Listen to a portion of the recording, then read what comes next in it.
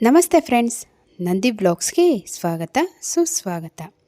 ನವರಾತ್ರಿ 2025ರ ಕಳಶ ಸ್ಥಾಪನೆ, ಮುಹೂರ್ತ, ಸರಿಯಾದ ದಿಕ್ಕು, ಮಂತ್ರ, ಸ್ಥಾಪನದ ವಿಧಿವಿಧಾನಗಳು ನಿಮಗೆ ಈ ವಿಡಿಯೋದಲ್ಲಿ ತಿಳಿಸ್ತಾ ಇದ್ದೀನಿ. ಖಂಡಿತ ವಿಡಿಯೋನ ಪೂರ್ತಿ ನೋಡಿ. ನವರಾತ್ರಿ ಕಳಶ ಸ್ಥಾಪನೆಯನ್ನು ಘಟ ಸ್ಥಾಪನೆ ಎಂದು ಕರೆಯಲಾಗುತ್ತದೆ.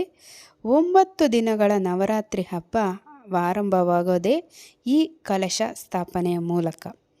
ಕಳಶದಲ್ಲಿ ದುರ್ಗಾದೇವಿಯನ್ನು ಆಹ್ವಾನಿಸಿ 9 ದಿನಗಳ ಕಾಲ ಆಕೆಯನ್ನು ಪೂಜಿಸಲಾಗುತ್ತದೆ.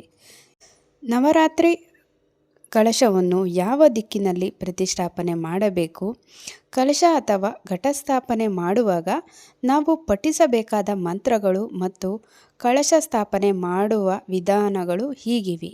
ನವರಾತ್ರಿ ಕೇವಲ ಹಬ್ಬ ಮಾತ್ರವಲ್ಲ, ಅದು ಶಕ್ತಿ ದೇವತೆಯನ್ನು ಆರಾಧನೆ ಮಾಡುವ ಹಬ್ಬವಾಗಿದೆ. ಶಕ್ತಿ ದೇವತೆಗೆ ಗೌರವವನ್ನು ಸೂಚಿಸುವಂತಹ ಹಬ್ಬವಾಗಿದೆ. ನವರಾತ್ರಿ ಹಬ್ಬವು ಕಳಶ ಸ್ಥಾಪನೆಯೊಂದಿಗೆ ಪ್ರಾರಂಭವಾಗುವ ಹಬ್ಬವಾಗಿದೆ.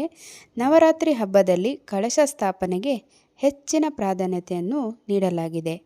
ಕಳಶ ಸ್ಥಾಪನೆಯನ್ನು ಮಾಡುವಾಗ ಶಾಸ್ತ್ರಬದ್ಧವಾಗಿ ಮಾಡಬೇಕು. ಇಲ್ಲದೇ ಇದ್ದರೆ ನವರಾತ್ರಿ ಹಬ್ಬವನ್ನು ಆಚರಿಸಿಯೂ ವ್ಯರ್ಥವಾಗುತ್ತದೆ. ದೇವಿ ಪುರಾಣ ಮತ್ತು ಸ್ಕಂದ ಪುರಾಣದಂತಹ ಪಠ್ಯಗಳು ನವರಾತ್ರಿ ಸಮಯದಲ್ಲಿ ಕಳಶ ಸ್ಥಾಪನೆ ಮಾಡುವುದು ಶುಭವೆಂದು ಹೇಳಲಾಗಿದೆ. ಶಾಸ್ತ್ರದಲ್ಲಿ ಹೇಳಿರುವ ಪ್ರಕಾರ ನಾವು ನವರಾತ್ರಿ ಸಮಯದಲ್ಲಿ ಕಳಶವನ್ನು ಸರಿಯಾದ ರೀತಿಯಲ್ಲಿ ಹಾಗೂ ಸರಿಯಾದ ದಿಕ್ಕಿನಲ್ಲಿ ಪ್ರತಿಷ್ಠಾಪನೆಯನ್ನು ಮಾಡಬೇಕು. ನವರಾತ್ರಿ ಭಕ್ತಿಯ ಹಬ್ಬ ಮಾತ್ರವಲ್ಲದೆ ಶಕ್ತಿಯ ಸಮತೋಲನದ ಸಮಯವೂ ಆಗಿದೆ. ಕಳಶ ಸ್ಥಾಪನೆ ಮತ್ತು ವಿಗ್ರಹವನ್ನು ಇಟ್ಟಿರುವ ದಿಕ್ಕುಗಳು ಸರಿಯಾಗಿಲ್ಲದಿದ್ದರೆ ಆಧ್ಯಾತ್ಮಿಕ ಅಭ್ಯಾಸದ ಪೂರ್ಣ ಫಲಿತಾಂಶಗಳನ್ನು ಸಾಧಿಸಲು ನಮಗೆ ಸಾಧ್ಯವಾಗುವುದಿಲ್ಲ ಎಂದು ಶಾಸ್ತ್ರ ಸಹ ಸ್ಪಷ್ಟವಾಗಿ ಹೇಳುತ್ತೆ. ಇದರರ್ಥ ನವರಾತ್ರಿಯು ಪೂಜಾ ಸಾಮಗ್ರಿಗಳೊಂದಿಗೆ ಮಾತ್ರವಲ್ಲದೆ ಶಾಸ್ತ್ರಗಳ ಸೂಚನೆಗಳೊಂದಿಗೆ ಪ್ರಾರಂಭವಾಗಬೇಕು. ಇದರಿಂದ ದೇವಿಯ ಆಶೀರ್ವಾದವು ಯಾವಾಗಲೂ ನಮ್ಮ ಮನೆ ಮತ್ತು ಕುಟುಂಬದ ಮೇಲೆ ಇರುತ್ತದೆ. ಮೊದಲನೆಯದು, ಕಳಶ ಅಥವಾ ಘಟಸ್ಥಾಪನೆಯನ್ನು ಯಾವ ದಿಕ್ಕಿನಲ್ಲಿ ಮಾಡಬೇಕು. ಸ್ಕಂದ ಪುರಾಣವು ದೇವಿಯ ಪೂಜೆಯ ಮಹತ್ವ ಮತ್ತು ಘಟಸ್ಥಾಪನೆಯ ಆಚರಣೆಗಳನ್ನು ವಿವರಿಸುತ್ತದೆ. ಇದು ನವರಾತ್ರಿಯ ಕಳಶ ಸ್ಥಾಪನೆಗೆ ಮಾಡಿಕೊಳ್ಳಬೇಕಾದ ಶುದ್ಧೀಕರಣ ವಿಧಿಗಳು, ಪ್ರಾರ್ಥನೆ ಮಂತ್ರಗಳು ಮತ್ತು ಪೂಜಾ ನಿಯಮಗಳನ್ನು ವಿವರಿಸುತ್ತದೆ. ಆದರೆ ಇದರಲ್ಲಿ ಯಾವುದೇ ನಿರ್ದಿಷ್ಟ ದಿಕ್ಕನ್ನು ಹೇಳಲಾಗಿಲ್ಲ. ಆದಾಗ್ಯೂ ಪಂಡಿತರು ಮತ್ತು ವಾಸ್ತು ತಜ್ಞರ ಪ್ರಕಾರ ಈಶಾನ್ಯ ದಿಕ್ಕನ್ನು ದೇವತೆಗಳಿಗೆ ದ್ವಾರವೆಂದು ಪರಿಗಣಿಸಲಾಗಿದೆ. ಅದಕ್ಕಾಗಿಯೇ ಈ ಸ್ಥಳದಲ್ಲಿ ಕಳಶವನ್ನು ಸ್ಥಾಪಿಸುವ ಸಂಪ್ರದಾಯವು ಪ್ರಚಲಿತದಲ್ಲಿದೆ. ನೀವು ಈ ಬಾರಿ ಕಳಶವನ್ನು ಅಥವಾ ಘಟಸ್ಥಾಪನೆಯನ್ನು ಮಾಡುವುದಾದರೆ ಈಶಾನ್ಯ ದಿಕ್ಕಿನಲ್ಲಿ ಮಾಡುವುದು ತುಂಬ ಉತ್ತಮ. ಹಾಗೂ ಈ ದಿನ ದುರ್ಗಾದೇವಿಯ ವಿಗ್ರಹವನ್ನು ಪ್ರತಿಷ್ಠಾಪನೆ ಮಾಡುವುದಾದರೆ ಪೂರ್ವ ಅಥವಾ ಉತ್ತರ ದಿಕ್ಕಿನಲ್ಲಿ ಮಾಡಬೇಕು. ಇನ್ನು ಎರಡನೆಯದಾಗಿ, ಘಟಸ್ಥಾಪನೆ ಅಥವಾ ಕಳಶ ಸ್ಥಾಪನೆ 2025ರ ಶುಭ ಮುಹೂರ್ತ. ಕಳಶ ಅಥವಾ ಘಟಸ್ಥಾಪನೆ ದಿನಾಂಕ 2025ರ ಸೆಪ್ಟೆಂಬರ್ 22ರಂದು ಸೋಮವಾರ ಬಂದಿದೆ.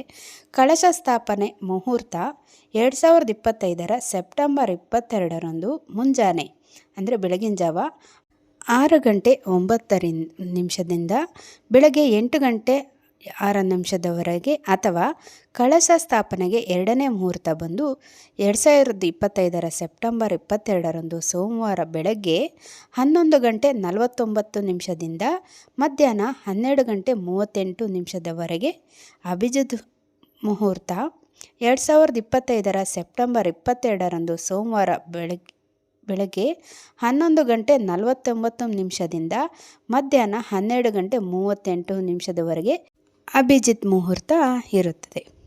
ಇನ್ನು ಮೂರನೆಯದು, ಕಳಶ ಸ್ಥಾಪನೆ ಮಾಡುವಾಗ ಪಠಿಸಬೇಕಾದ ಮಂತ್ರಗಳಿವು. ಸರ್ವಮಂಗಳ ಮಾಂಗಲ್ಯೆ ಶಿವೆ ಸರ್ವಾರ್ಥ ಸಾಧಿಕೆ ಶರಣ್ಯೆ ತ್ರ್ಯಂಬಕೆ ದೇವಿ ನಾರಾಯಣಿ ನಮೋಸ್ತುತೆ. ಓಂ ಜಯಂತಿ ಮಂಗಳ ಕಾಳಿ ಭದ್ರಕಾಳಿ ಕಪಾಲಿನಿ ದುರ್ಗಾಕ್ಷಮಾ ಶಿವದಾತ್ರಿ ಸ್ವಾಹಾ ಸ್ವಾದ ನಮೋಸ್ತುತೆ. ಯಾ ದೇವಿ ಸರ್ವಭೂತೇಷು ಶಕ್ತಿರೂಪಿಣೆ ಸಂಸ್ಥಿತಾ. ನಮಸ್ತೇಸ್ತು ನಮಸ್ತೇಸ್ತು ನಮಸ್ತೇಸ್ತು ನಮೋ ನಮಃ. ಇದು ಕಳಶ ಸ್ಥಾಪನೆ ಮಾಡುವಾಗ ಹೇಳಬೇಕಾದ ಮಂತ್ರಗಳಿವು. ಇನ್ನು 4ನೇದಾಗಿ ನವರಾತ್ರಿ ಕಳಶ ಸ್ಥಾಪನೆ ಮಾಡೋದು ಹೇಗೆ? ಘಟ ಸ್ಥಾಪನೆಯ ಮೊದಲು ನಿಮ್ಮ ಮನೆ ಮತ್ತು ಪೂಜಾ ಸ್ಥಳವನ್ನು ಸ್ವಚ್ಛಗೊಳಿಸಿ. ಬೆಳಗ್ಗೆ ಸ್ನಾನ ಮಾಡಿ ಮತ್ತು ಸಾಧ್ಯವಾದರೆ ಹೊಲಿಗೆ ಇಲ್ಲದ ಶುದ್ಧವಾದ ಬಟ್ಟೆಗಳನ್ನು ಧರಿಸಿ. ಅಂದರೆ ಹರಿದಿರ ಇರುವಂಥ ಬಟ್ಟೆಗಳನ್ನು ಧರಿಸಿ ಅಂತ ಇಲ್ಲಿ ಹೇಳ್ತಾ ಇರೋದು. ಪೂಜಾ ಸ್ಥಳದಲ್ಲಿ ಉತ್ತರ ಅಥವಾ ಪೂರ್ವಕ್ಕೆ ಮುಖ ಮಾಡಿ ಕುಳಿತುಕೊಳ್ಳಿ. ಮಣ್ಣಿನಲ್ಲಿ ಮರಳು ಮತ್ತು 7 ಬಗೆಯ ಜೇಡಿ ಮಣ್ಣನ್ನು ಬೆರೆಸಿ ಸಣ್ಣ ಪೀಠವನ್ನು ಮಾಡಿ. ಕಳಶವನ್ನು ಸ್ವಚ್ಛಗೊಳಿಸಿ ಅದರ ಮೇಲೆ ಸ್ವಸ್ತಿಕನ್ನು ಬಿಡಿಸಿ ಮತ್ತು ಸಿಂಧೂರವನ್ನು ಹಚ್ಚಿ. ಕಳಶದ ಕುತ್ತಿಗೆಗೆ ಪವಿತ್ರ ದಾರವನ್ನು ಕಟ್ಟಿ ಅದರಲ್ಲಿ ಬಾರ್ಲಿ ಮತ್ತು 7 ಧಾನ್ಯಗಳನ್ನು ಇರಿಸಿ.